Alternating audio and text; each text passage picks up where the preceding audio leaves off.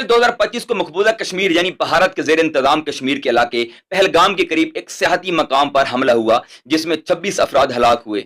इनमें 24 भारतीय सियाह, एक नेपाली और एक मकामी गाइड शामिल थे, जबकि 17 के करीब लोग जख्मी हुए। इस हमले की जिम्मेदारी द रेजिडेंट्स फ्रंट नामी एक तंजीम ने ली और इनके मुताबिक इन सियाहों का ताल्लुक भारतीय सिक्योरिटी फोर्सेज से था। इस हमले के फौरन बाद भारत ने इस हमले का इल्जाम पाकिस्तान पर आयद किया, जिसकी वजह से उसने कई सख्त इकदाम उठाए। पाकिस्तानी वीजे को मनसूख कर दिया गया है, पाकिस्तानी शहरियों को हिंदुस्तान छोड़ने का हुक्म दे दिया गया है और वाहिद जमीनी रास्ता यानी वाहगा बॉर्डर को बंद कर दिया गया है। और सबसे खतरनाक इकदाम सिंध तास मुआहदे से दस्तबरदारी का ऐलान। सिंध तास मुआहदा पाकिस्तान के लिए बहुत अहमियत का हामिल है, क्योंकि इस मुआहदे के तहत 3 दरिया ब्यास, सतलज और रावी का पानी हिंदुस्तान को मिलेगा, जबकि सिंध, जहलम और चनाब का पानी पाकिस्तान को दिया गया है। इस मुआहदे के तहत भारत इन दरियाओं पर डैम तो बना सकता है बिजली वगैरह बनाने के लिए, लेकिन पानी को मुकम्मल रोक नहीं सकता।